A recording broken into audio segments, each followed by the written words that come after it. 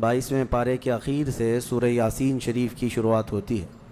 बस वो 1-1.5 सफ़ा बाकी रह गया। इंशाअल्लाह अज़ीज़ यासीन मुबारक कल मुकम्मल तिलावत की जाएगी। आज जैसे कि आपको पता है मैं 2 दिन तक आपके यहाँ गैर हाज़िर था और इस दरमियान 17 रमज़ानुल मुबारक गुज़री, जिसमें इस्लाम की एक अज़ीम तारीख़ वाबस्ता है। 17 रमज़ानुल मुबारक को यौमुल फ़ुरक़ान कहा जाता है। यौमुल फ़ुरक़ान उसका एक नाम है, यानी हक़ और बातिल के दरमियान फ़र्क पैदा करने वाला दिन, जिस दिन इस्लाम की एक अज़ीम जंग बदर वाक़ हुई थी। मुझे अहबाब से ये गुजारिश हुई, ये ख्वाहिश ज़ाहिर की गई कि आज असहाब बदर के मुतालिक फिर से मैं यहाँ पर ज़िक्र करूँ और उनके नामों की इंशाअल्लाह आज तिलावत भी करूँ। उसकी वजह यह है कि हमें ये ज़रूरी है कि हमारे बच्चों में ये अज़ीम तारीख़ों को मुंतकिल करते रहें। करबला तो हर साल सुनते हैं, लेकिन फिर क्यों सुनाते हैं? इसलिए कि बार बार सुनने से जज्बा जवान रहता है। हमारे बच्चों को ये कहानियाँ नहीं हैं, बल्कि इनके जज्बों को जवान रखने और हौसलों को बुलंद रखने वाली ये दवाइयाँ हैं। जंग बदर जिसको 14 सदियाँ गुजर गए, लेकिन जालिम कुफ़ार आज भी भूल नहीं सके। जंग बदर का एक रुख पूरी दुनिया जानती है, बल्कि सब चढ़ चढ़ करके बयान भी करते हैं उसको, दुश्मनान इस्लाम। उसका पस मंज़र क्या था, वो क्यों हुई थी, उस पर कोई कलाम नहीं करते हैं, क्योंकि दर्द मरने का ज़्यादा होता है। तो ये मरे ज़्यादा थे। इसमें 70 काफिर मरे थे और 70 कैदी बन कर के आए थे। पूरी जंग बदर में इन कुफ़ार को सिर्फ यही दिखता है कि 70 लोगों को मारा और 70 को पकड़ करके कैदी बना लिया। पूरी जंग बदर में यही नज़र आता है। लेकिन मेरे अजीज़ों, अगर इंसाफ की ऐनक रखने वाला गौर से इन हालात को पढ़ेगा तो इस नतीजे को पहुँचेगा। इस्लाम में ये जितनी जंगें हुई जिसमें हुज़ूर पाक सल्लल्लाहु ताला अलैहि वसल्लम तशरीफ़ ले गए, अक्सर का ताल्लुक़ डिफेंस से है। ये डिफेंसिव रही है। अब मैं आपको एक चीज़ बताता हूँ, क्योंकि जंग बदर के अहवाल बताने से पहले उसका पस मंज़र बताना ज़रूरी है कि क्यों हुई। अच्छा, ये भी मैं आपको क्लियर बता दूँ कि ये पहली जंग नहीं है। जैसे कि मशहूर है ना जंग बदर, इससे पहले भी छोटी छोटी जंगें हुई हैं, लेकिन जो बड़ी जंग जिसमें मुकाबला हुआ और जिसमें अल्लाह ने रोशन फ़तह अता की, वो बदर की जंग है। 17 रमज़ानुल मुबारक 2 हिजरी को। इंशाअल्लाह मैं सीरत के दर्स में अर्ज़ करूँगा, जंग बदर से पहले भी 6 जंगें हुई हैं तकरीबन, जिसमें कुछ सहाबा गए थे, कुछ में हुजूर भी गए थे, कुछ में हल्की फुल्की मुठभेड़ हुई और किसी में जंग नहीं हुई। लेकिन जो बड़ी यानी सफ़ आरा होकर जंग हुई थी, वो जंग बदर यही 17 रमज़ानुल मुबारक वाली, ये पहली है। जैसे कि एक बदर ऊला बोल कर के एक जंग मशहूर है और बदर सानिया इसको कहते हैं, ये 17 रमज़ानुल मुबारक वाली। मैं उसको इंशाअल्लाह सीरत के बयान में अर्ज़ करूँगा। आज इस पर हम फोकस करते हैं कि क्यों हुई। 13 साल मक्का मुकर्रमा में नबी पाक सल्लल्लाहु ताला अलैहि वसल्लम ने गुजारे ऐलान नबूवत के बाद। वैसे तो 53 साल आप वहाँ रहे, 13 साल ऐलान नबूवत के बाद क्या क्या तकलीफ़ें नहीं उठाई। आपने सीरत के दर्स में भी सुना होगा, उस रसूल महतरम सल्लल्लाहु ताला अलैहि वसल्लम को मारा भी गया, पीटा भी गया, उनके साथियों को तरह तरह के अज़ाबात दिए गए। तारीख़ आज महफूज है, लेकिन ज़ालिमों को ये नज़र नहीं आता आतंक कौन फैलाया हुआ था। यही कुफ़ार थे, ये मुशरिकीन थे, ये दहशतगर्द थे। मुझे बताओ, रसूल पाक के ग़ुलामों को सूली पर लटका कर उनकी नाक काटना, उनके कान काटना, उनके नाखूनों को पकड़ से खींचना, क्या ये दहशतगर्दी नहीं है? हुज़ूर पाक सल्लल्लाहु ताला अलैहि वसल्लम के चहेते सहाबी हज़रत अम्मार बिन यासिर को इन्होंने आग में जलाया था। हज़रत बिलाल हबशी को तो रोज़ाना रस्सी पैर में डालकर खींचा जाता था। हज़रत आमिर बिन फ़ुहैरा, हज़रत अबू फ़कीहा, हज़रत खब्बाब इब्न अल-अरत, हज़रत खुबैब इब्न अदी, हज़रत सैयदा सुमैया, इनको तो घोड़े के पैरों में बांध करके शहीद कर दिया गया था। कैसे तरह तरह के अज़ाबात दिए थे कुफ़ार मक्का ने। एक दो नहीं है, ज़ुल्म की एक लंबी दास्तान है। और फिर प्लस उस पर नबी पाक सल्लल्लाहु अलैहि वसल्लम को उनके ख़ानदान समेत सोशल बाइकाट करके रखना। हुजूर ने 3 साल तक 2 पहाड़ियों के बीच के दुर्रे में गुजारे हैं। اور ایسے کہ پورے مکہ والے پہرا لگا کر بیٹھتے تھے 24 گھنٹے تک نگرانی کہ کوئی جا نہ پائے حضور تک، ان کے خاندان تک۔ ان دنوں میں نبی پاک صلی اللہ علیہ وسلم پتے کھاتے رہے اور چمڑوں کو ابال کر کے پانی میں وہ کھاتے رہے، 3 سال گزرے ہیں۔ جبکہ مشرکین مکہ میں سے ہی کچھ اہل خیرت جو تھے انہیں رحم آ گیا ان معاملات کو، اور انہوں نے یہ معاہدہ توڑا۔ وہ آ کر کے، کوئی دوسرے نہیں، صحابہ نے نہیں، جو کافر تھے انہی میں سے 10-12 لوگ، انہوں نے دیکھا اتنی تکلیف یہ ہم میں ہی سے تو ہیں، اور وہ بھی قریش خاندان جو ہم میں سے سب سے معزز خاندان ہے، اس کا ایسا بائیکاٹ کرنا کہ ان تک ایک چاول کا دانہ نہ پہنچے، یہ کیسی مصیبتیں ڈال کر رکھی گئیں اپنے بھائیوں پر۔ مشرکین نے خود یہ توڑا تھا معاہدہ، اور پھر ان کو ہر طرح کے سہولیات مہیا کر دی تھی حضور کے خاندان کو۔ یہ تکلیفیں 70 صحابہ مکہ چھوڑ کر کے حبشہ جا چکے تھے ہجرت کر کے، معمولی بات ہے، آپ کے محلے سے 4 لوگ جائیں کیا حالات ہوتے ہیں۔ یہ آج ظالم کتے جو ہے گھروں کے اوپر دروازوں پر زبردستی کا بورڈ لگا کر کے پلائن کرتے رہتے ہیں، ہاں، کہ یہاں سے محلہ خالی ہو رہا ہے مسلمانوں کی وجہ سے، ایک ہندو گھر یہاں سے شفٹ ہو رہا ہے، ہجرت کر رہے ہیں، مائیگریٹ کر رہے ہیں۔ یہ ناٹک ہے، کوئی چیز نہیں۔ کبھی تم نے تاریخ یہ بتائی کہ 70 صحابہ جو اپنا گھر بار سب چھوڑ کر، جس میں خود رسول اللہ کی بیٹی بھی ہے، حضرت رقیہ اور حضرت عثمان غنی، دونوں حضور کے داماد بھی، حضور کی بیٹی بھی ہیں، یہ حبشہ چلے گئے تھے ہجرت کر کے۔ حضور صلی اللہ علیہ وسلم کے خاندان کے کتنے لوگ، حضرت جعفر طیار مولا علی کرم اللہ وجہہ الکریم کے سگے بھائی ہیں۔ حضور پاک صلی اللہ علیہ وسلم کے خاندان کے کتنے لوگ نکل کے جا چکے تھے حبشہ میں، ایتھوپیا، عرب لوگ افریقہ میں جا کر کے رہ رہے ہیں۔ اور پھر اس کے 3 سال کے بعد حضور خود ہجرت کر کے چلے گئے مدینہ۔ تو حضور ہجرت کر کے گئے تو کیا اکیلے گئے؟ 1 سال نہیں گزرا تھا کہ مکہ میں جتنے مسلمان تھے سب کے سب ہجرت کر کے مدینے چلے گئے۔ مکہ والوں کو سکون سے رہنا چاہیے نا، بات ہو گئی نا۔ میں آپ کو بتا دوں، کفار و مشرکین کبھی کسی بات سے راضی نہیں ہوتے، اور نہ کبھی یہ سکون، ذہنی سکون ان کو نہیں حاصل ہو سکتا۔ تم اگر کوئی محلہ چھوڑ کر کے بھی چلے گئے تو تمہارے سے دشمنی ان کی کم نہیں ہوتی۔ جو دشمن ہے وہ دور بیٹھ کر کے ہی جلتا رہتا ہے کہ وہاں سکھ سے کیوں رہ رہے ہیں یہ لوگ، یہاں سکون سے کیوں رہ رہے ہیں لوگ۔ مدینے جب رسول پاک اور ان کے صحابہ گئے تو مکہ والوں کو تو جو معاملہ تھا ختم ہو گیا، جن سے تمہاری روزانہ لڑائی ہوتی تھی وہ جا چکے، نہ ان کے صحابہ ہیں نہ وہ رسول پاک وہاں پر ہیں، نہیں۔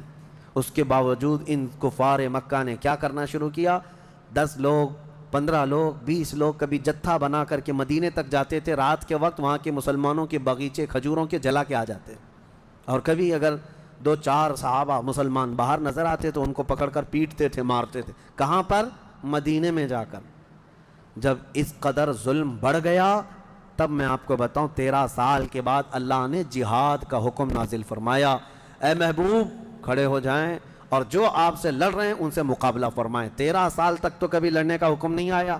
مدینہ طیبہ میں جانے کے بعد جب مسلمانوں کی اپنی ریاست بن گئی، وہاں اپنی ایک حکومت اسٹیبلش ہو رہی ہے، تب یہ جا کر کے اگر اس کے اندر دسیسہ کاری کریں، پیوند کاری کی بجائے وہاں جا کر کے شب خون ماریں رات کے وقت، تو پھر اللہ تعالیٰ کا حکم نہیں آئے گا۔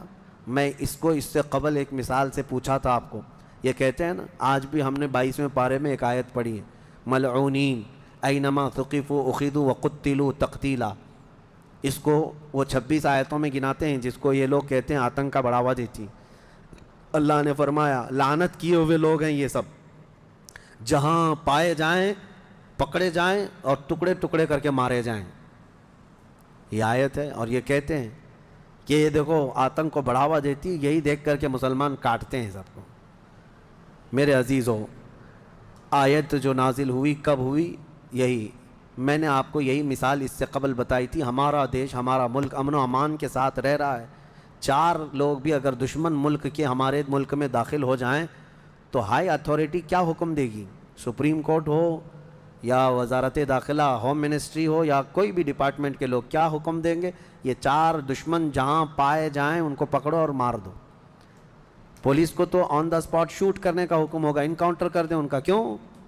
ہمارے ملک کا نقصان کر سکتے ہیں۔ یہی بات تھی مدینے میں جا کر کے جب مکہ کے کفار نقصان کر رہے تھے، صحابہ کو مار رہے تھے، حکم آیا کہ اب ان کے ساتھ نرمی نہیں، اب ان کے ساتھ لڑو۔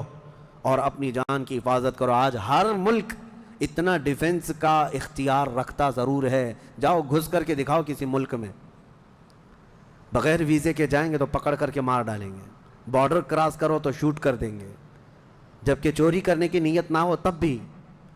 لیکن اسلام جو مارنے آ رہے تھے ان کو مارنے کا حکم دیا۔ اب سنو بدر کیوں ہوئی تھی۔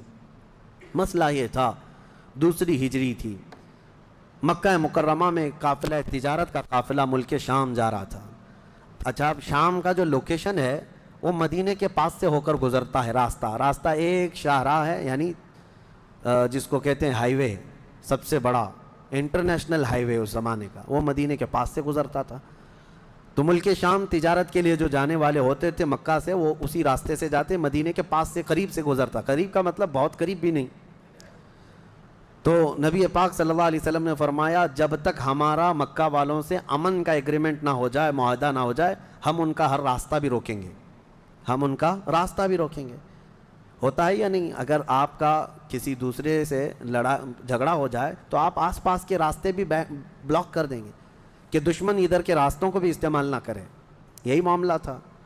آج جو ہے دنیا کو میں بتاؤں، یہ راستہ روکنے والی بات کو بھی میں بتاتا ہوں۔ کہتے ہیں کہ مکہ والے تجارت کے لیے ملک شام جا رہے تھے تو ان کا راستہ روکنے کا کیا حق تھا؟ مدینے والوں کو کیا حق تھا؟ آج مجھے بتاؤ، جس ملک سے تمہاری دشمنی ہو جائے کیا وہ اپنا فلائی زون تمہیں یوز کرنے دے گا؟ تمہارا پلین بھی اڑ کے جا سکے گا اس ملک کے اوپر سے؟ سعودی نے تو ابھی بین کر رکھا تھا قطر کو، اس کا نہ پلین اترتا نہ ہی ہوائی اسپیس استعمال کر سکتا تھا۔ قطر جو ہے کوئی چیز استعمال نہیں کر سکتے۔ ان کی آپسی دشمنی میں جب یہ راستے بند کر سکتے ہیں، آپسی دشمنی تھی، یہ کون سی اسلام اور کفر کی دشمنی؟ اسی طرح سے ایران پر جو پابندیاں ہیں، ایران کا ایک جہاز جس سے اس کے سفارتی تعلقات نہیں، کیا وہ اسرائیل کے اوپر سے اڑ سکتا ہے؟ نہیں اڑ سکتا۔ راستے تو آج بھی ان لوگوں نے بند کر رکھے ہیں ایک دوسرے کی تجارت کے، ٹریڈنگ پابندیاں آج بھی چلتی ہیں۔ 1400 سال پہلے جب نبی پاک صلی اللہ علیہ وسلم نے صرف ان کا راستہ روکنے کی بات کی تو آج یہ پوری دنیا کے جو ماڈرن اپنے آپ کو کہتے ہیں اور بہت زیادہ ویل ایجوکیٹڈ سمجھتے ہیں، ان کے پیٹ میں درد ہونے لگتا ہے کہ یہ کیسا راستہ روکنے والا کیا سسٹم تھا۔ راستہ روکنے والا وہی سسٹم تھا جو آج تمہارا باپ روکتا ہے، امریکہ، جس طرح سے لوگوں کے اوپر تجارت کی پابندیاں لگاتا ہے، جس طرح سے ہائی ڈیوٹی کسٹم لگا کر کے لوگوں کی اکنامک کو گراتا ہے، یہ تو وہی سسٹم ہے نا۔ لیکن نبی پاک صلی اللہ علیہ وسلم نے ایسا نہیں کیا تھا۔ صحابہ اکرام کو مدینے سے کہا کہ دیکھو اگر ان کا قافلہ تجارت کا شام جا رہا ہے تو ہم جائیں گے، راستہ روکیں گے۔ حضور اپنے صحابہ کو لے کر نکل پڑے۔ یہ 17 رمضان جنگ بدر کی بات نہیں کر رہا ہوں، اس سے پہلے کی بات کر رہا ہوں، 6 مہینے پہلے حضور گئے، چند مہینے پہلے یا چند دن پہلے، ایگزیکٹ نہیں کہہ رہا ہوں۔ تو ابو سفیان قافلہ تجارت کا جو لے کر جا رہا تھا وہ سپہ سالار یا امیر قافلہ تھا، اس کو خبر ہو گئی کہ نبی پاک صلی اللہ تعالیٰ علیہ وسلم اپنے صحابہ کے ساتھ میرا راستہ روکنے آئے ہیں، تو راستہ کاٹ لیا اور ملک شام دوسرے راستے سے پہنچ گیا۔ حضور پاک صلی اللہ علیہ وسلم کو نہیں ملا، حضور واپس مدینے آ گئے۔ کئی دن گزرے، ملک شام میں اس نے تجارت کی، خوب نفع کمایا اور واپس مکہ تو جانا تھا۔ تو مکہ جب جانے لگا تو پھر میرے آقا کو خبر آئی، نبی پاک صلی اللہ علیہ وسلم نے پھر صحابہ سے کہا کہ چلو پھر سے اس کا راستہ روکتے ہیں۔ پھر گئے، لیکن اس بار ابو سفیان پھر خبر پا کر کے دوسرے راستے سے چلا گیا مکہ۔ لیکن مکہ پہلے ہی ابو سفیان نے قاصد بھیج دیا تھا، کہا تھا کہ محمد اور ان کے ساتھی تمہاری تجارت کو لوٹ لیں گے، ختم کر ڈالیں گے، قافلہ تمہارے ہاتھ نہیں آئے گا، تم ہماری مدد کے لیے آؤ۔ یہ قاصد مکہ جیسے ہی پہنچا وہاں کھلبلی مچ گئی، سب جمع ہو گئے جتنے خاندان تھے کہ ہمارا بھی مال ہے، ہمارا بھی مال ہے۔ اور ابو جہل تو بھڑکا رہا تھا، خوب بھڑکا رہا تھا، سب کو جمع کر لیا۔ لیکن اتفاق ایسا کہ وہ مکہ والوں کے نکلنے سے پہلے ابو سفیان اپنی تجارت کا قافلہ صحیح سلامت مکہ لے کر پہنچ گئے، بات ختم ہو گئی، تجارت کا قافلہ آ گیا۔ جو سمجھ بوجھ والے تھے انہوں نے خیر منائی، کہا کہ چلو ہمارا مال پہنچ گیا، اب ضرورت نہیں جانے کی۔ لیکن ابو جہل کسی بات پر خاموش نہیں تھا، کہا کہ نہیں، ہم محمد اور ان کے ساتھیوں کو مزہ چکھائیں گے کہ انہوں نے روکنے کی کوشش کیوں کی۔ اگر آج ہم ان کا مقابلہ نہیں کریں گے تو آگے ہماری تجارت کے لیے بڑے مسئلے پیدا ہو جائیں گے۔ اور اس کے بعد سب کو بھڑکاتا رہا۔ کتنے بہت سارے چھوڑ کر چلے گئے، لیکن پھر بھی ابو جہل کے بہکاوے میں جتنے آئے وہ 1000 کی تعداد میں تھے، اور وہ لوگ پورے ہتھیار سے لیس ہو کر ساز و سامان سب لے کر کے نکل پڑے مدینے آنے کے لیے، کہ مدینے جا کر کے ان کا سب اینٹ سے اینٹ بجا کر کے آئیں گے۔ اب نبی پاک صلی اللہ علیہ وسلم راستے میں نہیں تھے، 2 بار گئے اور واپس آئے، قافلہ روکنے کے لیے واپس آئے، لیکن جیسی حضور کو یہ خبر ہو گئی کہ وہ لوگ مدینے پر حملہ کرنے کے لیے نکل رہے ہیں، اصل وجہ سن لیجئے بدر کی اصل وجہ، جب وہ لوگ 1000 کی تعداد میں مکہ سے نکل چکے تھے اور میرے آقا کو یہ خبر مل گئی، مخبر نے آ کر بتایا کہ جنگ کی تیاری سے مدینے کے اوپر حملہ آور ہونے کے لیے نکلے ہیں مکہ کے لوگ، اب نبی پاک صلی اللہ علیہ وسلم نے صحابہ سے فرمایا کہ ان کو مدینے پہنچنے مت دینا، اگر مدینے آ گئے تو مدینے کو توڑ پھوڑ کریں گے، شہر میں داخل ہوں گے، جنگ ہوگی تو کچھ نہ کچھ گھر ٹوٹیں گے، کسی کی آبادی اجڑے گی، کچھ نہ کچھ نقصان ہوگا، لہذا ہم خود مدینے سے باہر نکلتے ہیں۔ نبی پاک صلی اللہ علیہ وسلم اب اس ارادے سے اپنے صحابہ سمیت باہر نکلے، اس میں تعداد مختلف روایات کے مطابق 313، 314، 315، 319 اور ایک میں 360 اصحاب بدر کی تعداد پہ الگ الگ روایات ہیں۔ 313 صحابہ کی روایت بہت سارے محدثین نے روایت کی ہے، اور 360 کی بھی روایت ہے، 360 لوگ بھی تھے۔ بہرحال وہ اس طور پر کہ بچے دوسرے لوگ سب ملا کر کے کسی نے شمار کیا، اور کسی نے صرف خالص جنگ کرنے والوں کو شمار کیا۔ اس میں سارے بڑے بڑے اجلہ صحابہ ہیں، سیدنا ابو بکر صدیق، سیدنا عمر فاروق، سیدنا حیدر کرار، علی مرتضیٰ رضی اللہ تعالیٰ عنہ، دیگر اصحاب۔ ہاں، حضرت عثمان غنی رضی اللہ تعالیٰ عنہ اس میں شامل نہیں تھے، اس کی وجہ یہ تھی کہ حضور صلی اللہ علیہ وسلم کی بیٹی حضرت رقیہ بیمار تھیں، مدینے میں تھی۔ نبی پاک صلی اللہ تعالیٰ علیہ وسلم نے حضرت عثمان سے کہا کہ تم اپنی اہلیہ میری بیٹی کی تیمارداری میں رہو، تمہیں بدر میں شریک ہونے کا برابر ثواب دیا جائے گا۔ حضرت عثمان غنی مدینے میں تھے، اسی وجہ سے آج بھی اصحاب بدر کے ناموں کی جب تلاوت ہوتی ہے نا تو حضرت عثمان کا نام بھی اس میں آتا ہے۔ وہ اگرچہ جنگ میں گئے نہیں تھے لیکن اسماء بدر میں ان کا نام شامل ہے، آپ پڑھ کر کے دیکھنا یا سننا تو حضرت عثمان غنی کا بھی نام ہے، کیونکہ مال غنیمت جب تقسیم ہو رہا تھا تو حضور نے حضرت عثمان کو بھی اس میں سے حصہ دیا تھا۔ خیر، جب نبی پاک صلی اللہ تعالیٰ علیہ وسلم یہ صحابہ کو لے کر نکلے، اب مدینے سے 160 کلومیٹر مکہ کی طرف کا یہ راستہ ہے بدر۔ بدر ایک علاقے کا نام ہے، وہاں ایک کنواں تھا جس کا نام بدر تھا، جس کی وجہ سے اس علاقے کا نام بدر پڑا۔ اب حالات دیکھیں کیسے آزمائش کے بڑھتے گئے۔ میں مختصراً انداز میں آپ کے سامنے رکھوں گا۔ یہ جنگ کا پس منظر تھا، حضور لڑنے کے لیے گئے نہیں تھے بلکہ ڈیفینس کے لیے، کہ مکہ والے نکل چکے تھے۔ اب مکہ والے آ کر جس جگہ پڑاؤ کیے وہ بھی بدر تھا، وہاں کنواں تھا، پانی تھا، اس کے لیے وہاں پر ان لوگوں نے بھی قیام کیا۔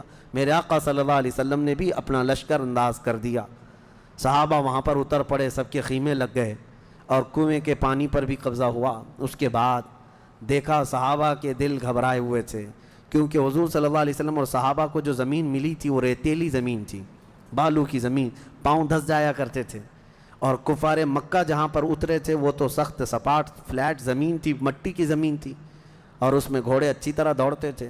یہ ریتیلی زمین پر گھوڑوں کے پیر بھی گھس جاتے اور انسانوں کے بھی۔ اچھا، یہ بات بھی میں بتا دوں، کل تعداد صحابہ اکرام رضوان اللہ تعالیٰ علیہ مجمعین کے ساتھ 313 صحابہ میں صرف 4 گھوڑے تھے، 4 گھوڑے۔ یہ 4 گھوڑوں پر بیٹھ کر کے گئے ہیں، کون سوار ہوا ہوگا، کون پیدل چلا ہوگا؟ اور اونٹوں کی کچھ تعداد، اس کے علاوہ تلوار سب کے پاس نہیں، اور جس کے پاس ہے ان کی سبزیاں بھی کٹتی نہیں۔ ان حالات میں تو وہ گئے تھے۔ نبی پاک صلی اللہ تعالیٰ علیہ وسلم کے ساتھ جب گئے، اب وہاں پر صحابہ اکرام کے دلوں کے اندر تھوڑی گھبراہٹ آنے لگی کہ ہم زمین اس طرح کی ہے، اور تعداد جب ان کی دیکھتے ہتھیار سے لیس تو یہ عرض کرتے کہ کیا ہوگا۔ پہلی جنگ ہو رہی تھی نا، آمنا سامنا پہلی مرتبہ ہو رہا تھا۔ اب نبی پاک صلی اللہ تعالیٰ علیہ وسلم سب صحابہ کو لے کر رات کو بیٹھتے ہیں۔ اب اس میں جو نبی پاک صلی اللہ تعالیٰ علیہ وسلم کے سامنے صحابہ اکرام سے مشورہ ہو رہا تھا، اب وہ ایمان کی بات ہے۔ حضور نے صحابہ کی بات یہ سنی کہ جو مہاجرین تھے وہ یہ کہہ رہے تھے کہ انصار کا تو کچھ گیا نہیں، ہمارا گیا ہے، مکہ میں ہمارے مال لوٹے، ہماری جائیدادیں لوٹیں، انصار مدینے میں رہتے ہیں، مکہ کے کفار نے ان کا تو کچھ بگاڑا نہیں۔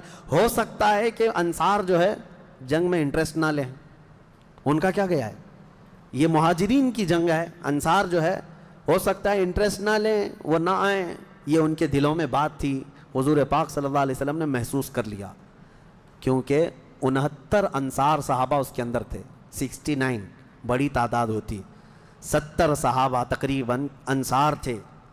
اب دلوں میں جب یہ بات آئی مہاجرین کے کہ پتہ نہیں ہے لڑیں گے کہ نہیں لڑیں گے، کیونکہ ان کا تو کچھ گیا نہیں ہے نا، جیسے آج لوگ کہتے ہیں میرا تھوڑی نا اس سے کوئی مسئلہ ہے، تو پھر نبی پاک صلی اللہ علیہ وسلم نے رات کے وقت انصار صحابہ کو پہلے بلایا، سب بیٹھے ہوئے تھے، مشورہ کرنا تھا۔ سید الانصار حضرت سعد ابن معاذ رضی اللہ تعالیٰ عنہ انصار کے سردار تھے، بلایا اور پوچھا کہ تمہارا کیا مشورہ ہے، آپ کا کیا مشورہ ہے جنگ کے سلسلے میں؟ سنو، حضور پاک صلی اللہ تعالیٰ علیہ وسلم کی بارگاہ میں حضرت سعد بن معاذ سب سے پہلا جواب کیا دیتے ہیں؟ کہتے ہیں یا رسول اللہ صلی اللہ علیہ وسلم، پورے انصار کی طرف سے تو میں ترجمانی کرنے کے لیے کھڑا ہوں، لیکن میرے آقا کیا ہم بھی کوئی پوچھے جانے کی چیز ہیں؟ آپ کے سلسلے میں ہم بھی کوئی پوچھے جانے کی چیز ہیں؟ اور حضرت سعد ابن معاذ کہتے ہیں قسم رب ذوالجلال کی، مدینے سے برق الغماد یمن تک بھی آپ جائیں، انصار کا ہر بچہ آپ کے قدموں کے ساتھ ہوگا۔ آپ تو صرف بدر تک آئے یا رسول اللہ، اگر ہمیں پیدل یمن تک بھی لے جاتے ہم آپ کے پیچھے جاتے۔ ان کے الفاظ میں سناؤں، ایمان تازہ ہو جاتا ہے۔ حضرت سعد ابن معاذ رضی اللہ تعالیٰ عنہ فرماتے ہیں یا رسول اللہ صلی اللہ علیہ وسلم، آج میں سارے انصار صحابہ کی طرف سے ترجمانی کرتے ہوئے، جس کو کہتے ہیں ریپریزنٹیٹیو، میں کھڑا ہوں، عرض کرتا ہوں میرے آقا اگر کسی کے ذہن میں یہ بات ہے تو وہ نکال دے کہ ہم صرف اپنے وطن میں رسول اللہ کی مدد کرتے ہیں، بلکہ اللہ کے نبی صلی اللہ تعالیٰ علیہ وسلم جس کونے میں جائیں گے انصار کو وہاں حضور پائیں گے۔ اب حضور کی بارگاہ میں عرض کرتے ہیں آقا آپ کو کل اختیار ہے، آپ کو کل اختیار ہے۔ اب سنو حضرت سعد ابن معاذ کے یہ بدر کے میدان سے ایک دن پہلے کے الفاظ ہیں، ایک دن پہلے کے الفاظ ہیں، یا رسول اللہ صلی اللہ علیہ وسلم آپ کو کل اختیار ہے، جس کا رشتہ ملانا ہے ملا دیجیے آپ، اور جس کو توڑنا ہے آج ہی آپ فرما دیں، ہم ہمیشہ آخری سانس تک کے لیے توڑ دیں گے۔ اگر آپ فرما دیں کہ اس کی بیوی اس کے لیے حلال نہیں، اس کا بیٹا نہیں، یا رسول اللہ آخری سانس تک ہم اس سے رشتہ توڑ دیں گے۔ یہ بدر میں جانے سے پہلے حضرت سعد ابن معاذ کہتے ہیں جس کا رشتہ آپ ملانا چاہیں میرے آقا ملا دیں، اور جس کا ختم کرنا چاہتے ہیں توڑ دیں، اور جس کو موجودہ حالات میں رکھنا چاہتے ہیں میرے آقا پسند فرما لیں، اور ہمارے مال آپ کے لیے حاضر ہیں یا رسول اللہ، اور ہمارے جس قدر منشا ہو قبول فرمائیں۔ ہاں حضرت سعد ابن معاذ کہتے ہیں ہمارے پاس جو کچھ بھی ہے یا رسول اللہ یہ ہمارا مال حاضر ہے۔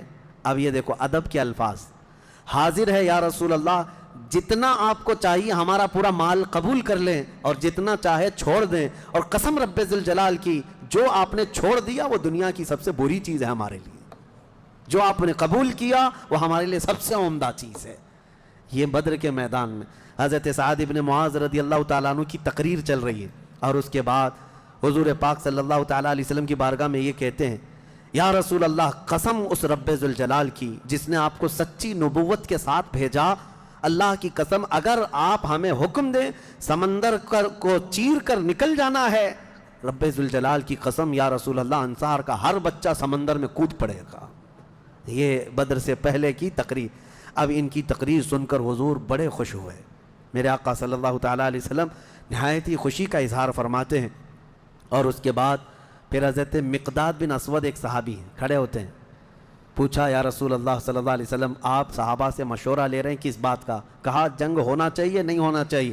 حضرت مقداد بن اسود کہتے ہیں یا رسول اللہ ہم بنی اسرائیل نہیں ہیں جنہوں نے موسیٰ علیہ السلام سے کہا تھا اے موسیٰ آپ اور آپ کا خدا جائیے قوم جبارین سے لڑیے، ہم یہاں بیٹھ کے دیکھیں گے۔ نہیں یا رسول اللہ ہم امت محمدیہ ہیں، جہاں میرے آقا کا پسینہ گرے گا ہم سب کا خون کا قطرہ وہاں گرے گا، جب تک ہمارے جسم میں آخری قطرہ بھی خون کا باقی ہے ہم میں سے کوئی پلٹنے کا تصور بھی نہیں کرتا۔ یہ رسول پاک صلی اللہ علیہ وسلم کے چہیتے صحابہ کی تقریریں تھیں، سب کے جذبے جوان تھے، کوئی لوٹنا نہیں چاہتا کوئی پلٹنا نہیں چاہتا۔ اب صحابہ کو باہر کر کے حضور خیمے میں چلے گئے۔ اب سنو حضور پاک صلی اللہ تعالیٰ علیہ وسلم جیسی ہی خیمے میں گئے جہاں آج مسجد عریش بنی ہے، اس کو عریش کہا جاتا حضور کے خیمے کو، حضور سجدے میں گر گئے۔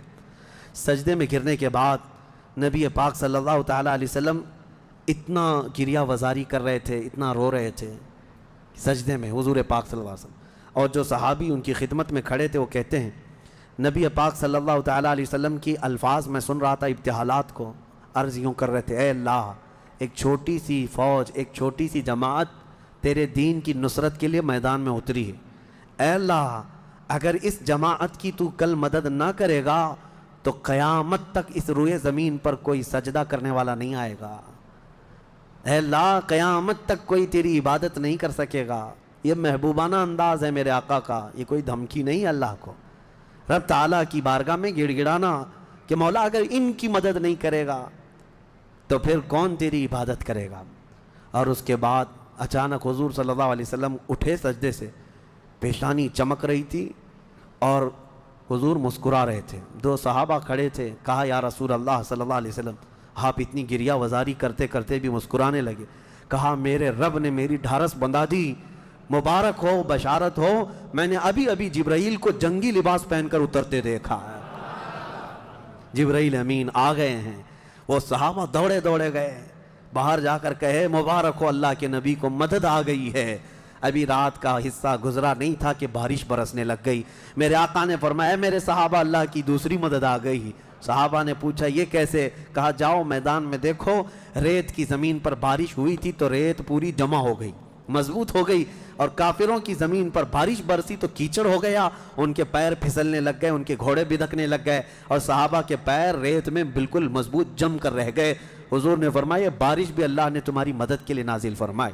صبح اٹھتے ہیں، صبح ہوتی، حضور اکرم نہیں رات کے وقت ہی، ابھی رات کا وقت ہے، صحابہ کے دل کی تسلی کے لیے میرے آقا اپنے ہاتھ میں ایک چھڑی لے کر جاتے ہیں میدان میں، صحابہ پیچھے پیچھے ہیں، لکیر کھینچا، حضور نے فرمایا کل یہاں ابو جہل گر کے مرے گا، دوسری لکیر کھینچا اور کہا یہاں عتبہ مرے گا، تیسری لکیر کھینچ کر کہا یہاں شیبہ مرے گا۔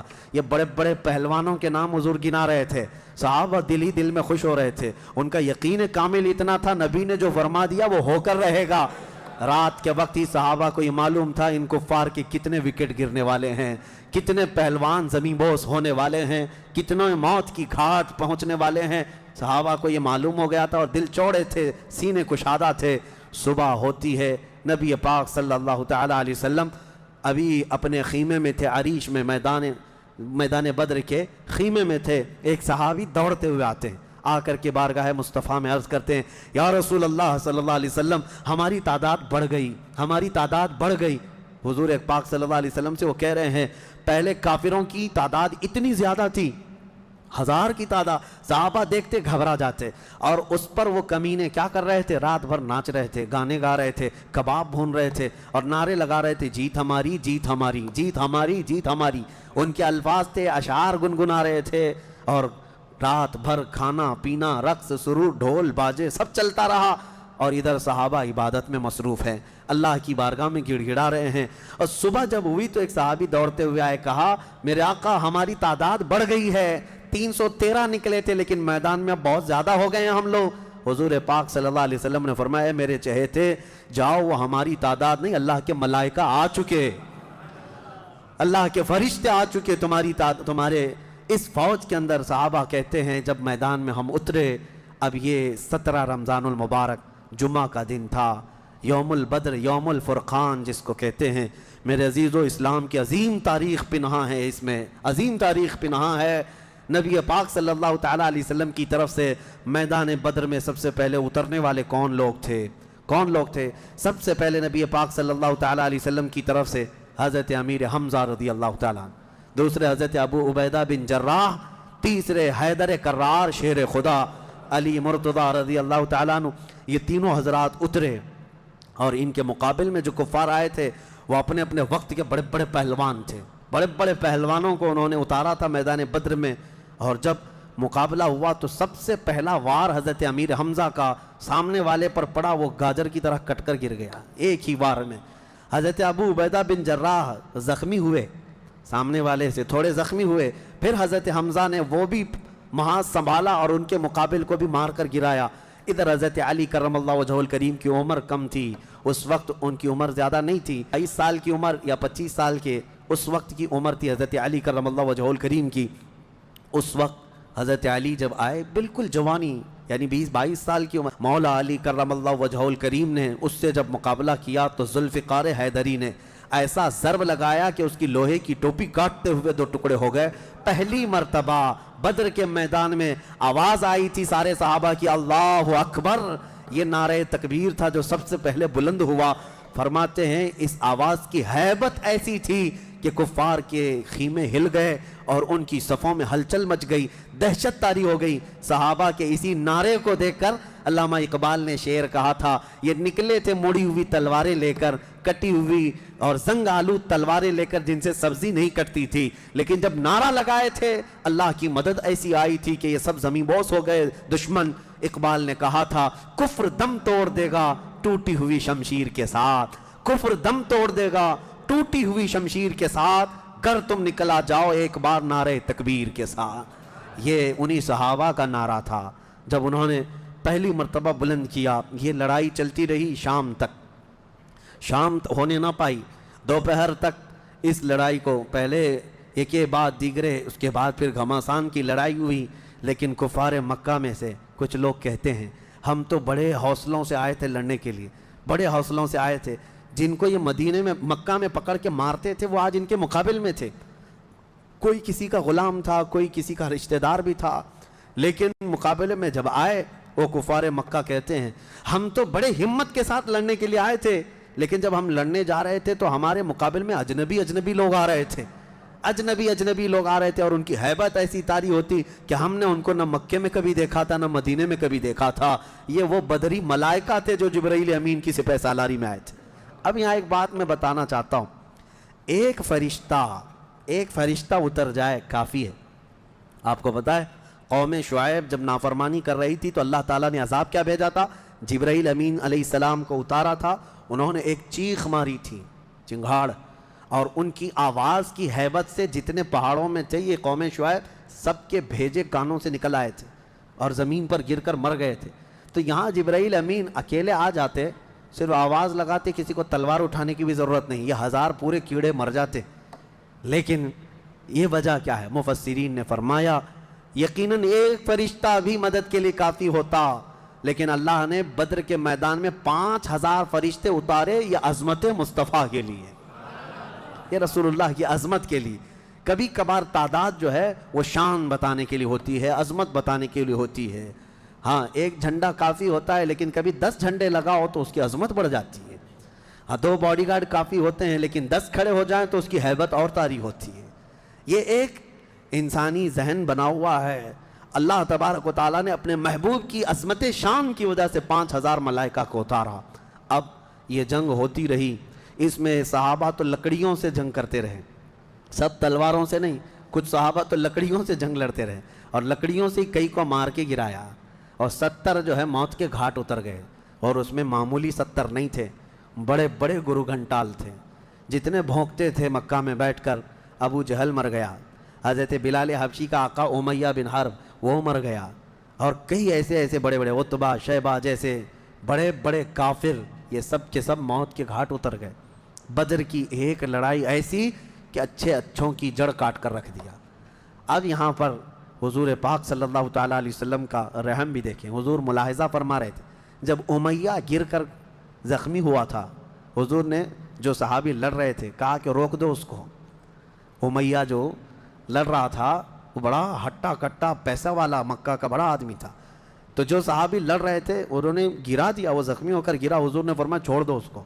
وہ صحابی ہٹ گئے، حضور نے فرمایا بلال حبشی کو بلاؤ۔ بلال کہاں ہے؟ بلال آئے، کہا اے بلال آؤ، جتنا اس نے تڑپایا تھا خوب آج تم بدلا لو اس کے ساتھ، کیونکہ یہی وہ تھا جو حضرت بلال کو ایک ڈرم میں ڈال کر دن بھر رکھتا تھا، لوہے کی ایک ٹاکی بنا کر اس میں ڈال کر اوپر سے ڈھکن ڈال کر گرم دھوپ میں ان کو ایسے ہی رکھ دیتا تھا، بغیر کھانا پانی دیے شام تک ان کو کھولا جاتا تو ان کا جسم پورا اجمرا ہو جاتا تھا۔ ان کی پیٹھ ایسی گل گئی تھی انگاروں میں سلانے کی وجہ سے کہ ریڑھ کی ہڈی دکھتی تھی۔ یہ حضرت بلال کے ساتھ کیا تھا، حضرت بلال حبشی نے مار کر اس کو ختم کیا۔ عدو اللہ، اور حضرت بلال مارتے وقت کیا کہہ رہے تھے یہ بھی سنیے، یہ صحابہ کا جذبہ ہے۔ کہتے ہیں اس کو قتل کیا اور یوں کہا انت عدو اللہ و عدو رسولنا، میں نے تجھے مار دیا ہے اس لیے کہ تو اللہ کا اور میرے حبیب کا دشمن تھا، یہ نہیں کہ مجھے تڑپاتا تھا، یہ نہیں کہ تو نے مجھے بہت مارا ہے اب چکھ لے مزہ۔ حضرت بلال یہ کہتے ہیں تو اللہ کا دشمن تھا اور میرے مصطفیٰ کا دشمن تھا، میں نے تجھے ختم کیا۔ یہ بدر کی وادی میں حضرت معاذ اور معوذ بن عفراء رضی اللہ عنہما، دو چھوٹے بچے، بچوں پر جہاد تو ہے نہیں لیکن یہ ضد کر کے اصرار کر کے حضور کے پاس آئے تھے، کہا ہمیں اجازت دے دے۔ میرے آقا نے ان کو اجازت دی تو یہ جنگ میں شریک ہوئے۔ حضرت عبد الرحمن بن عوف کہتے ہیں صاحب بڑے بڑے صحابہ، جنگ کے میدان میں نفسا نفسی کا عالم ہوتا ہے، اپنا ڈیفنس کرنا ضروری ہوتا ہے، کہاں سے تیر آئے کہاں سے تلوار آئے، لیکن یہ دو بچے اس طرح سے میدان میں ہیں کہ حضرت عبد الرحمن بن عوف سے کہتے ہیں چچا ہمیں ایک بات بتائیے، ابو جہل کس کا نام ہے؟ حضرت عبد الرحمن بن عوف کہتے ہیں میں ہنس پڑا، ان کی عمر 13 سال کے آس پاس کی تھی۔ کہتے ہیں یہ کیا کرو گے تم؟ وہ سردار قریش ہے، پہلوان ہے مکہ کا۔ ان بچوں نے کہا ہم نے دیکھا تو نہیں مگر سنا ہے اس خبیث کے بارے میں کہ وہ ہمارے آقا کو گالیاں دیتا ہے، وہ ہمارے نبی کو گالیاں دیتا ہے۔ یہ اصل محافظین مصطفیٰ تھے، محافظین ناموس رسالت تھے، نبی پاک صلی اللہ علیہ وسلم کی عزت کے لیے۔ میرے عزیزو یہ بچے کھیلنے کے لیے ضد نہیں کر رہے تھے، جان ہتھیلی پر لانے کے لیے ضد کر رہے ہیں۔ حضور پاک صلی اللہ علیہ وسلم کی بارگاہ میں آئے اور اس کے بعد حضرت عبد الرحمن بن عوف کہتے ہیں میں ابھی بات چیت کر ہی رہا تھا کہ ابو جہل سامنے گھوڑے پر بیٹھا جا رہا تھا، میں نے اشارے سے بتایا وہ دیکھو وہی مردود ہے جو گھوڑے پر جا رہا ہے۔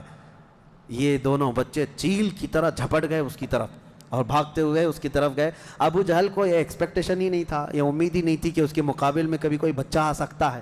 غرور و تکبر میں ہمیشہ وہ سوچتا تھا بڑے بڑوں سے ہی لڑنا ہے ہم کو، اور دیکھا تو چھوٹے بچے آئے، ایک بچے نے گھوڑے کی ٹانگ پر تلوار ماری، ابو جہل نیچے گر گیا، گھوڑا بھی گرا وہ بھی گرا، اور جیسے ہی گرا دونوں اس کے سینے پر چڑھ کر بیٹھ گئے، سینے پر چڑھ کر بیٹھ گئے اور گردن پر تلوار رکھی۔ تو جانتے ہیں ظالم یہ زمانے بھر کا بڑا گستاخ اور گستاخوں کا باپ کیا کہتا تھا، عربی میں شعر کہہ رہا ہے اس وقت، کہتا ہے میں عرب ہوں موت سے ڈرتا نہیں، میں عرب ہوں موت سے ڈرتا نہیں، لیکن افسوس مجھے اس بات کا ہے کہ میرے مقابل کا آیا نہیں۔ اس کو افسوس یہ ہے کہ مجھے کوئی پہلوان نے مارا نہیں، مجھے چھوٹے بچے مار رہے ہیں۔ اور بعض لوگوں نے کہا ہے کہ اس کی یہ خواہش تھی، کہا کاٹنا ہے تو گردن تھوڑا نیچے سے کاٹو، کیونکہ سب کٹے ہوئے گردنیں رکھی جائیں تو میری گردن تھوڑی اونچی دکھے۔ غرور و نخوت کبھی نہیں جاتا، گھمنڈ و تکبر کبھی نہیں جاتا۔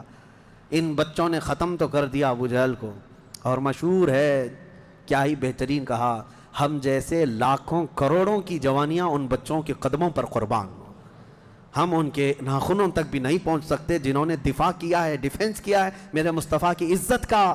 اوروں نے کافروں کو مارا ہوگا، ان بچوں نے تو پورے کفر کو مارا ہے۔ اوروں نے جاہلوں کو مارا تو انہوں نے ابو جہل کو مارا ہے، جہالت کے باپ کو مارا ہے۔ اسی جنگ میں شہزادے حضرت معاذ کا مونڈھا کسی کافر نے مار کر کے ختم کر دیا، تلوار سے کندھے کو مار دیا، لیکن جذبہ ختم نہیں ہوا۔ اس بچے نے دوسرے ہاتھ میں تلوار لی اور لڑنا شروع کیا، اور اپنے ہاتھ کو پیر میں دبا کر کھینچ کے نکال دیا۔ یہ زیادہ دیر تک نہیں، یہ دونوں شہزادے لڑتے رہے میدان بدر میں۔ شام سے پہلے پہلے دونوں بچے بھی شہید ہوئے، حضرت معاذ بھی شہیدوں میں ہیں، حضرت معوذ بھی شہیدوں میں ہیں۔ کس باپ کے یہ بیٹے تھے، کس گھر میں آنکھیں کھولی تھی انہوں نے، جہاں ماں کو قرآن کی تلاوت کرتے سنا، باپ کو محراب عبادت میں دیکھا، اور گٹھی میں ان کے پلایا ہوا تھا عظمت مصطفیٰ۔ سب سے پہلی چیز ہے میرے عزیزو، یہ جان دے چکے میدان میں نبی پاک صلی اللہ علیہ وسلم شام کے وقت جنگ کا پانسا کیسے پلٹا۔ یہ صحابہ ایسے گھستے چلے گئے ان کے صفوں میں کہ وہ ہیبت سے بھاگنے پر مجبور ہو گئے۔ مکہ کے کفار جتنے بھی تھے سب کے سب اپنا ساز و سامان چھوڑ کر میدان سے بھاگنے لگ گئے۔ وہاں پر اپنے مویشی چھوڑا، اپنے بہت سارے چھوڑا، یہاں تک کہ 70 قیدی پکڑ میں آئے اور 70 مارے جا چکے تھے، 140، اور صحابہ میں 13 شہید تھے، ایک زخمی تھے۔ 13 شہید ہوئے، ایک زخمی تھے حضرت عبیدہ بن حارث، وہ بھی راستے میں جا کر شہید ہوئے۔ تو جنگ بدر کے ٹوٹل شہید 14 ہیں، باقی وہ 70 اور 140 پورے ٹوٹل یعنی قیدی ملا کر۔ شام کے وقت اب سنو میرے آقا صلی اللہ علیہ وسلم کا معجزہ۔ صحابہ کہتے ہیں حضور نکلے، میدان میں آئے، سب کافروں کی لاشیں ایک جگہ کھینچ کر لا کر گڑھے میں ڈال دی گئیں۔ لیکن لاشیں دیکھنے کے لیے حضور میدان میں جا رہے تھے. صحابہ کہتے ہیں قسم خدا کی ہم نے دیکھا حضور نے جس کے لیے جو دائرہ کھینچا تھا وہ کافر وہیں گر کے مرا تھا, ایک بال بھی باہر نہیں تھا. حضور نے جس کے لیے لکیر کھینچا تھا وہ کافر اسی میں گر کر مرا ہوا تھا. حضور نے جو نشان بنایا تھا ابو جہل وہیں مرا ہوا تھا, عتبہ وہیں مرا ہوا تھا, شیبہ وہیں مرا ہوا تھا. آج کے منافقین کے لیے بھی یہ درس ہے. یہ دیکھیں جنگ بدر کی تاریخ کو, نبی پاک صلی اللہ علیہ وسلم ایک دن پہلے یہ بتا رہے ہیں کہ کون کہاں مرے گا, اور یہ ابھی تک اس بحث میں ہے کہ پیٹ پیچھے کا علم نہیں, دیوار پیچھے کا علم نہیں. یہ اپنے جیسا نبی کو بھی قیاس کرتے ہیں. اللہ ہدایت عطا فرمائے. اب شام کے وقت سارے وہ لاشوں کو لا کر ایک گڑھے میں جمع کر دیا, اور جو مسلمان صحابہ تھے ان کی لاشیں جمع کی گئیں اور ان کو عزت کے ساتھ احترام کے ساتھ اسی بدر کے میدان کے قریب دفن کر دیا گیا. اور کافروں کی لاشوں کے پاس کھڑے ہو کر حضور نے پھر ایک خطبہ دیا. خطبہ دے رہے تھے اور اس میں حضور صلی اللہ علیہ وسلم یہ فرما رہے تھے, اے لوگو ہمارے رب نے جو ہم سے وعدہ کیا تھا وہ پورا کر دکھایا اللہ نے. بتاؤ تمہارا خدا جو تم سے کوئی وعدہ کیا تھا کیا تم کو بھی پورا کر دیا؟ کیا تم نے موت کے بعد وہ چیز پا لی جس کے لیے تم لڑتے تھے؟ صحابہ پوچھنے لگے یا رسول اللہ صلی اللہ علیہ وسلم آپ ہی کس کو سنا رہے ہیں؟ یہ مرے ہوئے کفار کو. حضور نے فرمایا یہ تم سے بھی زیادہ سنتے ہیں, مرنے کے بعد وہ تم سے بھی زیادہ سنتے ہیں. اسی لیے حضور پاک صلی اللہ علیہ وسلم نے فرمایا کہ مردہ لوگوں کی باتیں تو چھوڑیں, چلنے والوں کے پیر کے چپل کے نیچے جو آواز آتی ہے وہ بھی مردہ سنتا ہے, اس کے کان بڑھ جاتے ہیں. اب مجھے بتاؤ میرے عزیزو, بدر میں مارے گئے ہوئے غلیظ قسم کے کافر جب باتیں سن سکتے ہیں تو اللہ کے اولیاء اپنی قبروں میں کیوں نہیں سنتے؟ انبیاء کرام اور اولیاء کرام اپنی قبروں میں نہیں سنتے. ہم جاتے ہیں اور اسی یقین کے ساتھ جاتے ہیں کہ وہ قبروں میں ہماری باتوں کو سنتے بھی ہیں, اور اللہ نے ان کو تصرف اور اختیار دیا ہو تو ہمارے حق میں اللہ کی بارگاہ میں سفارش بھی کرتے ہیں. یہ ہے جنگ بدر. اس کا خلاصہ یہی ہے کہ وہ اگرچہ 313 نہتے تھے لیکن یقین کامل تھا. اسی کو اقبال نے کہا ہے, یقین محکم عمل پہ ہم, جہاد محبت فاتح عالم, جہاد زندگانی میں ہیں یہ مردوں کی شمشیریں. کہ یہ وہ صحابہ تھے, ان کے بارے میں کہتے ہیں اللہ کے شیروں کو آتی نہیں روبائی, اللہ کے شیروں کو آتی نہیں روبائی. یہ لومڑی کی طرح نہیں رہتے بلکہ ان کا عزم حوصلہ بڑا جوان تھا, اور میدان میں اترے تھے تو نہ یہ تلواروں کے بھروسے آئے تھے نہ ہاتھی گھوڑوں کے بھروسے آئے تھے, بلکہ ان صحابہ کا صرف یقین یہ تھا اللہ ہمارے ساتھ ہے, رسول ہمارے ساتھ ہے. اے مومنوں, آج اس بدر کی تاریخ کے بعد میں آپ سے بھی یہی کہنا چاہوں گا, آج جتنے بھی ابو جہل ناچ رہے ہوں ان کو ناچنے دو اور پکار کر کہو ان اللہ معنا, بے شک اللہ ہمارے ساتھ ہے, بے شک اللہ ہمارے ساتھ ہے. آزمائش ہوگی, امتحان ہوگا, کچھ تو مریں گے کچھ تو کٹیں گے, لیکن غلبہ حق کا ہی ہوگا. حل الحق یعلو ولا یعلی علیہ, فرمایا گیا حق ہمیشہ بلند ہو کر رہے گا, اس کے اوپر کوئی غالب نہیں آئے گا. ہو سکتا ہے صدیوں تک اس کو کوئی پکڑ کر کے رکھے, حق کو گرفتار کر کے رکھے, لیکن کبھی بھی وہ اس طرح نیست و نابود نہیں کیا جائے گا. قیامت تک حق کو بلند ہونا ہے. اللہ کریم ہم سب کو حق جماعت کے ساتھ زندہ رکھے اور ہمیں غلبہ اسلام کا وہ سنہرا دور عطا فرمائے جب ہم دیکھیں ہمارے ہر گھر سے آواز آئے لبیک یا لبیک یا لبیک یا. آؤ آج کی اس بدر کی تاریخ کے بعد ہماری بزرگوں کی یہ عادت کریمہ رہی ہے کہ انہوں نے اصحاب بدر رضوان اللہ تعالیٰ علیہ مجمعین کے ناموں کی تلاوت کو حرز جاں بنا کر رکھا ہے. کہ بزرگوں نے فرمایا یہ 313 صحابہ کے ناموں میں اتنی تاثیر ہے کہ جو ان کے ناموں کی تلاوت کرتا ہے اللہ تعالیٰ اس کی کوئی دعا رد نہیں فرماتا. کئی حکایتیں حضرت دوانی رحمۃ اللہ علیہ, حضرت دارانی رحمۃ اللہ علیہ, انہوں نے کئی حکایتیں نقل فرمائی ہیں. فرماتے ہیں کہ پچھلے زمانے میں کئی ایسے حالات دیکھنے کو آئے جنہوں نے اسماء بدر رضوان اللہ علیہ مجمعین کی تلاوتیں کی ہیں, وہ راستے میں ڈاکوؤں سے محفوظ رہے. ایک صاحب تھے, وہ تجارت پر جا رہے تھے اور بیچ راستے میں سمندر میں ڈاکوؤں کی کشتیاں آئیں اس کی تجارت کے قافلے کو لوٹنے کے لیے, اور یہ اپنی کشتی میں اسماء بدر یعنی بدری صحابہ کے نام اپنے پاس رکھا اور تلاوت کرتا رہا. رات کے وقت کئی جگہ سے ڈاکوؤں نے حملہ کیا، تو یہ اکیلا تھا۔ کہتا ہے میرے پیچھے سے اچانک ایک فوج آئی اور پھر وہ اچانک ان ڈاکوؤں سے لڑنے لگی، اتنا لڑی کہ وہ سب ڈاکوؤں کو مار کر ختم کیا، پورا پانی خون سے لال لال تھا۔ میں پڑھ کر کے دیکھا کہ یہ کون ہے، مدد کے لیے آئے ہیں۔ پلٹ کر کے میں نے پوچھا، آئی ہوئی جماعت نے کہا جن کے ناموں کی تو تلاوت کر رہا ہے ہم وہی اصحاب بدر ہے، رسول اللہ صلی اللہ تعالیٰ علیہ وسلم کے ساتھی ہیں، اللہ نے ہمیں تصرف دیا ہے۔ میرے عزیزو، آج بھی وہ صحابہ جو شہید ہیں ان کے متعلق قرآن کیا کہتا ہے؟ مردہ مت سوچو، سوچو بھی مت، کہنا تو دور کی بات ہے۔ اللہ نے فرمایا وہ زندہ ہیں جو میں اس کا شعور نہیں۔ آج میں ان کے ناموں کی تلاوت کرتا ہوں، ہر نام پر آپ رضی اللہ عنہ کہیں، کیا؟ اللہ ان سے راضی ہو، اور اس نیت سے کہ ہماری جو بھی پریشانیاں ہیں، مصیبتیں ہیں، بیماریاں ہیں، اللہ تعالیٰ سب دور فرمائے، دفع فرمائے، اور بیماریوں میں اللہ ہمیں شفا عطا فرمائے۔ الى شرف النبی الاکرم محمد المصطفیٰ صلی اللہ علیہ وسلم وآلہ واصحابہ واولیاء ملتہ وجمیع المسلمین والمسلمات الکرام، الفاتحہ۔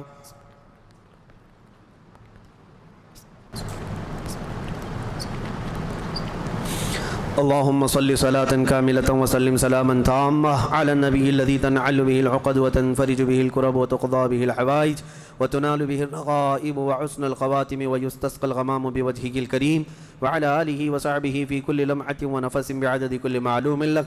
اللهم إني أتوسل إليك وأسألك يا الله بنبينا وسيدنا ومولانا محمد صلى الله عليه وسلم وسيدنا أبي بكر رضي الله عنه وسيدنا عمر رضي الله عنه وسيدنا عثمان وسيدنا علي وسيدنا طلحة وسيدنا الزبير وسيدنا عبد الرحمن وسيدنا سعد بن أبي وقاص وسيدنا سعيد بن زيد وسيدنا أبي عبيدة بن الجراح رضي الله عنهم والأخنس والأرقم وأنسة وإياس وأنيس وإياس وأنس وأبي وأسعد وأوس وبلال رضي الله عنهم وبجير وبحاث والبراء وبشير وبشر وتميم رضي الله عنهم وثقف وثعلبة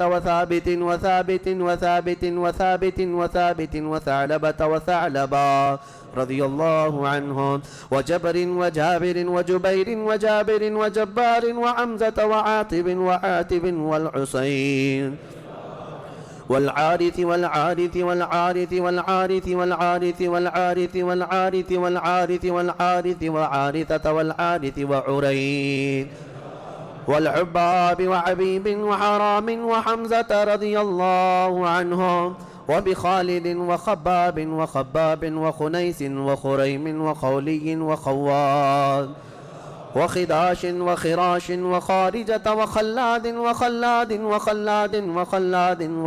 وخليد وخليفة وخبيب وذي الشمالين وذكوان وربيعة وربعي ورفاعة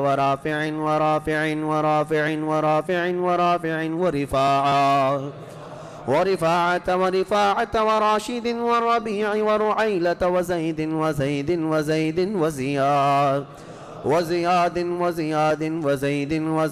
والسائب وسالم وصبرة وسنان وسهيل وسويبة وسعد وسلمة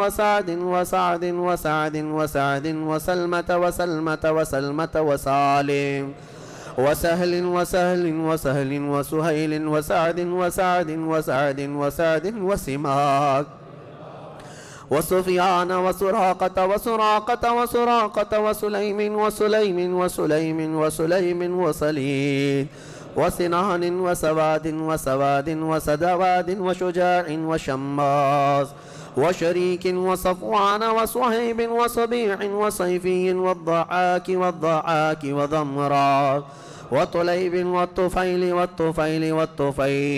رضي الله عنه وبعاقل وعبيدة وعمير وعبد الله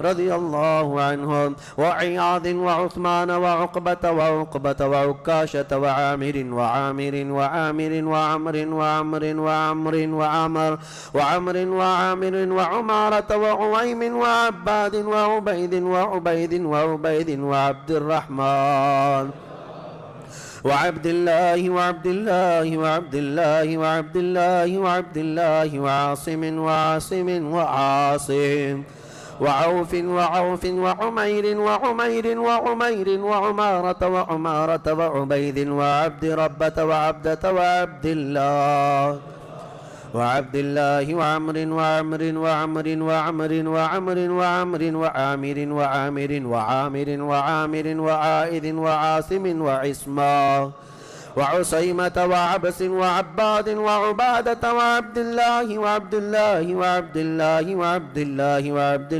وعبد الله وعبد الله وعبد الله وعبد الله وعبد الله وعبد الله وعبد الله وعبد الله وعبد الله والعجلان وعتبان وعتبة وعتبة وعتبة وعقبة وعقبة وعدي وعطية وبغنام والفاكهة وفروة وقدامة وقتادة وقتبة وقيس وقيس وقيس وكعب وكعب ولبذا ومهجع ومالك ومالك ومدلاج ومسعب ومعمر ومرثد والمقدار ومستاح ومسعود ومسعود ومعرز ومعتب ومعن ومبشر ومعمد والمنذر ومالك ومالك ومعن ومعتب ومعتب ومسعود ومعوذ ومعوذ ومعاذ ومعاذ ومعاذ ومعاذ ومعاذ ومالك ومالك ومالك ومالك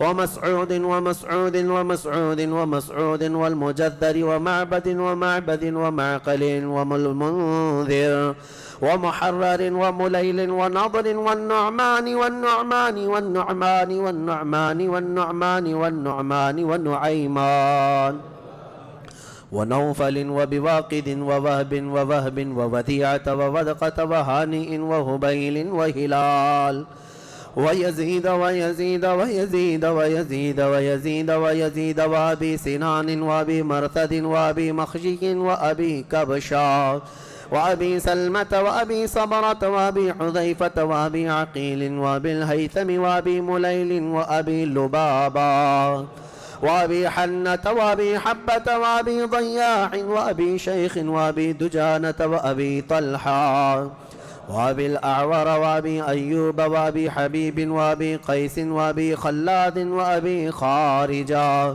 وأبي صرمة وأبي خزيمة وأبي قتادة وأبي داود وأبي صليط وأبي حسن وأبي اليسر وأبي مسعود رضي الله عنهم أجمعين وبسائر الصحابة والتابعين رضوان الله عليهم أجمعين. الفاتحة.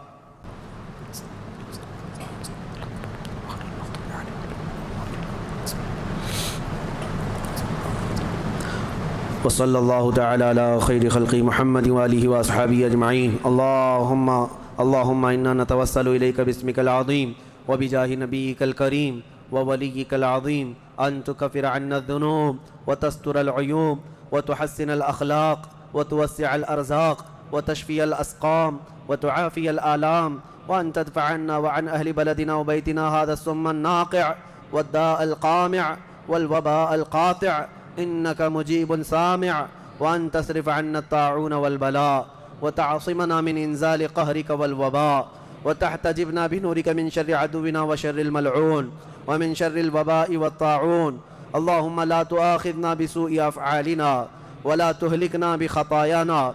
اللهم إنا نسألك أن تعيذنا من عذاب القبر وتؤمننا من الفزع الأكبر وتنجينا عن دار البوار وتسكننا الفردوس من دار القرار، بحق سيدنا ومولانا محمد وآله الأبرار وأصحابه الأخيار. یا اللہ یا رحمان یا رحیم یا عنان یا منان یا ذا الجلال والإکرام یا بدیع السماوات والارض یا حی یا قیوم. الہ العالمین ہماری اس محفل پاک و شرف قبولیت عطا فرما. اے کریم خدا ارحم الراحمین، جو کچھ کہا پڑھا سنا سب کو اپنی بارگاہ میں قبول فرما. اے اللہ ایک مکمل ختم قرآن میری جانب سے اور جو یہاں پر تلاوتیں ہوئی ان سب کا ثواب تیرے حبیب پاک کی بارگاہ میں نظر قبول فرما۔ نبی پاک صلی اللہ تعالیٰ علیہ وسلم کے صدقے و توسل تمام انبیاء کرام علیہ السلام، خلفائے راشدین، صحابہ کرام، صحابیات، ازواج مطہرات، بنات طیبہ، شہداء کرام، صالحین، ائمہ مجتہدین، جملہ اولیاء کرام، تمام مومنین مومنات، مسلمین مسلمات کی روحوں کو نظر کیا قبول فرما۔ خصوصاً بالخصوص شہداء بدر، اصحاب احد، اصحاب خندق، اصحاب کربلا رضوان اللہ علیہم اجمعین کی بارگاہوں میں نظر مولا قبول فرما۔ ہم میں یہاں جتنے حاضر ہیں مولا، ہمارے خاندانوں میں، ہمارے والدین میں جو انتقال کر چکے ان کی روحوں کو اس کا ثواب پہنچا دے۔ اے کریم خدا رحم الراحمین، ہم سب پر تو سکینہ نازل فرما۔ اے اللہ ہم سب پر تو اطمینان اور سرور و قلب عطا فرما۔ اے کریم خدا ہمیں گناہوں سے نفرت پیدا فرما۔ اے اللہ ہماری آنکھوں کو حیا عطا کر دے، ہماری زبان کو طہارت عطا فرما، ہمارے دل کو وسوسوں سے بچا لے۔ اے اللہ شیطان کی شرارتوں، نفس امارہ کے بہکاووں سے ہماری حفاظت فرما۔ ہم میں جو بیمار ہیں انہیں شفا دے دے۔ اے اللہ ہمیں ذلت والی بیماریوں سے آخری سانس تک محفوظ فرما۔ کینسر اور ایڈز جیسی بیماریوں سے مولا ہم سب کی حفاظت فرما۔ تجھے اصحاب بدر کا صدقہ مولا، تجھ کو راضی کرنے والے صحابہ کا واسطہ مولا، ہم سب کو گناہوں کی بیماری سے شفا عطا کر۔ اے اللہ ہم سب کو جادو، سحر، سفلی، علوی، ہر طرح کی مکر و فریب سے محفوظ فرما۔ اے اللہ دشمنوں کی شرارتوں سے بچا لے، فتنوں کے فتنے سے بچا لے، حاسدین اور جلنے والوں کے جلن سے ہماری حفاظت فرما۔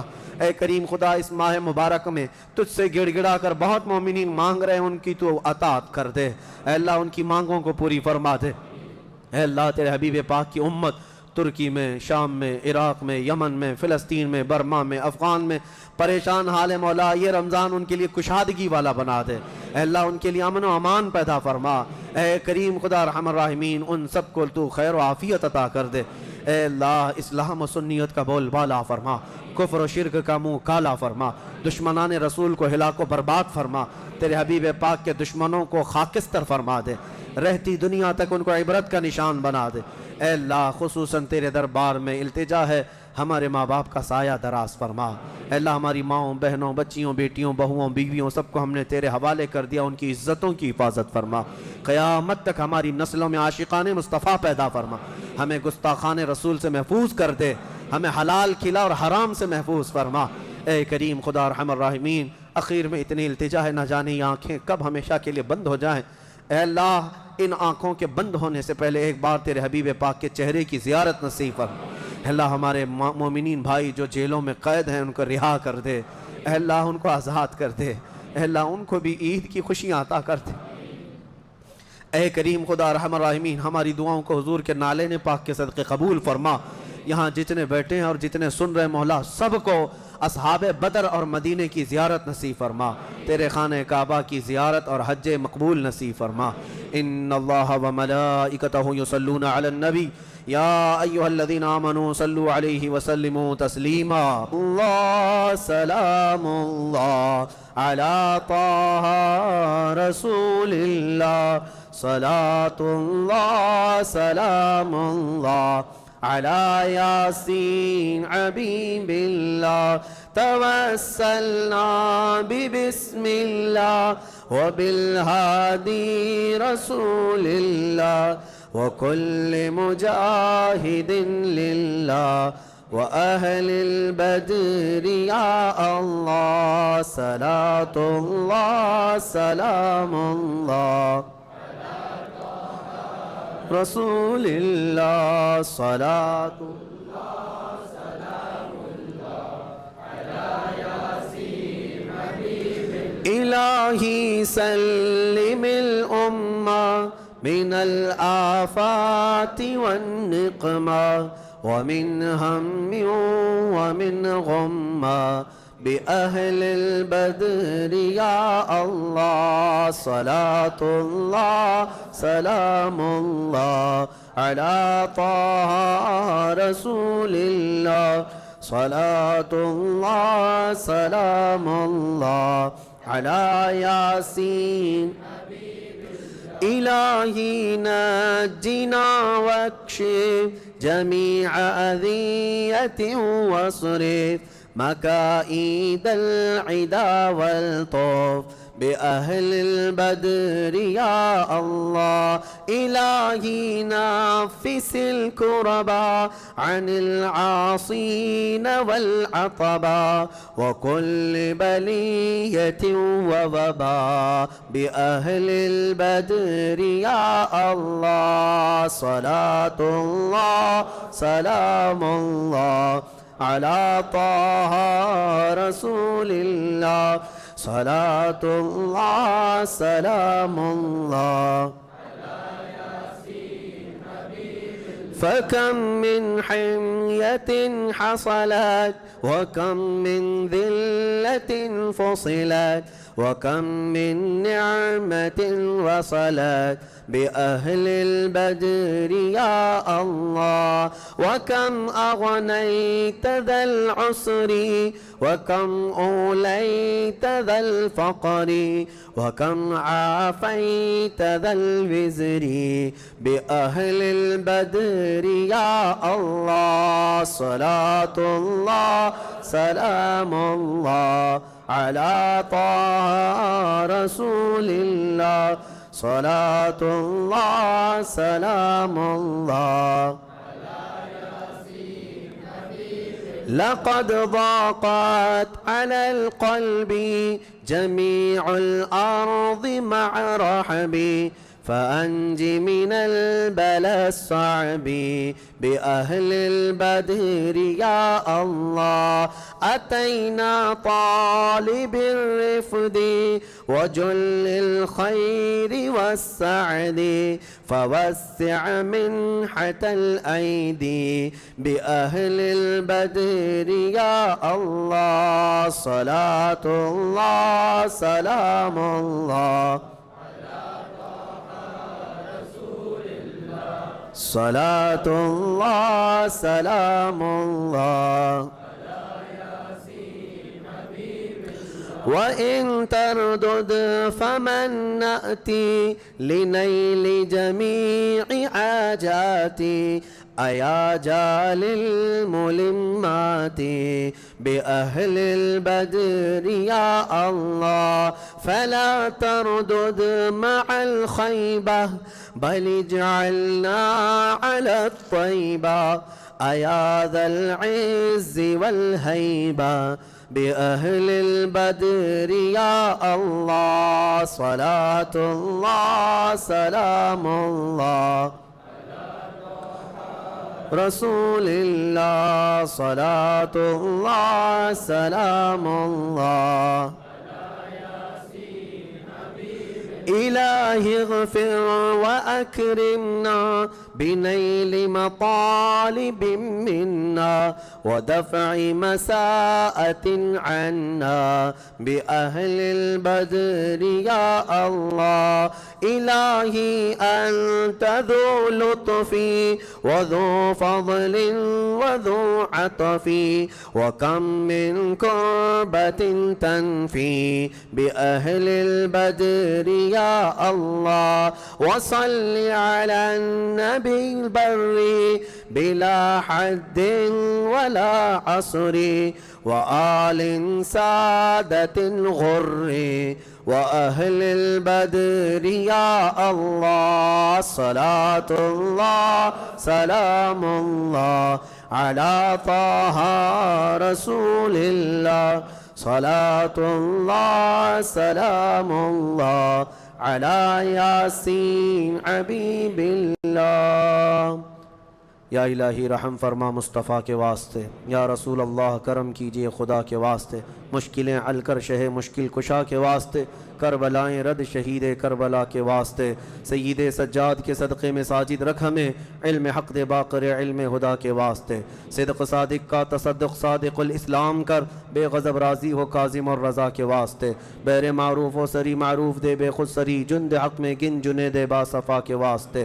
بیر شبلی شیر حق دنیا کے کتوں سے بچا ایک کا رکھ عبد واحد بے ریا کے واسطے، بلفرح کا صدقہ کر غم کو فرح دے حسن و سعد، بلحسن اور بو سعید سعد ازا کے واسطے، قادری کر قادری رکھ قادریوں میں اٹھا، قدر عبد القادر قدرت نما کے واسطے، احسن اللہ لہو رزقن سے دے رزق حسن، بندہ رزاق تاج الاسفیاء کے واسطے، نصر بی صالح کا صدقہ صالح و منصور رکھ دے حیات دی معی جان فضا کے واسطے، طور عرفان و علو و حمد و حسنہ و بہا دے علی موسیٰ حسن احمد بہا کے واسطے، بحر ابراہیم ہم پر نار غم گلزار کر بھیک دے داتا بھکاری بادشاہ کے واسطے، خانہ دل کو زیاد روئے ایمان کو جمال شہزیہ مولا جمال الاولیاء کے واسطے، دین و دنیا کی ہمیں برکات دے برکات سے، عشق حق دے عشق یہ عشق انتما کے واسطے، حب اہل بیت دے آل محمد کے لیے کر شہید عشق حمزہ پیشوا کے واسطے، دل کو اچھا تن کو ستھرا جان کو پر نور کر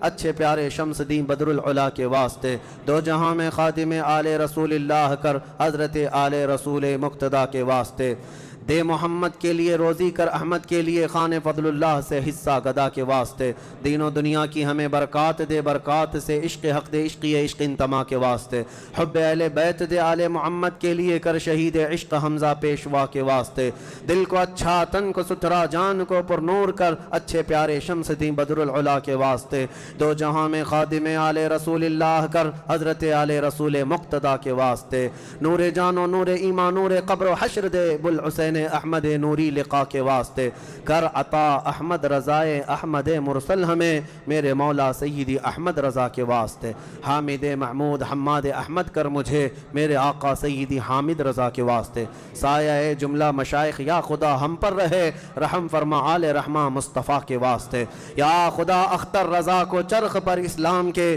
رکھ درخشاں ہر گھڑی اپنی رضا کے واسطے، صدقہ ان آیاں کا دے چھے عین عز و علم و عمل عفو عرفاں عافیت ہم سب گدا کے واسطے، ان اللہ و ملائکتہ یصلون علی النبی یا ایہا الذین آمنوا صلوا علیہ وسلموا تسلیما، اللهم صل على سيدنا محمد معدن الجود والكرم وآله وأصحابه الكرام وابنه الكريم وبارك وسلم، دعواهم فيها سبحانك اللهم وتحيتهم فيها سلام وآخر دعواهم ان الحمد لله رب العالمين۔ جب دمیں واپسی ہو یا اللہ، جب دمیں واپسی ہو یا اللہ، لب پہ جاری ہو بس لا الہ الا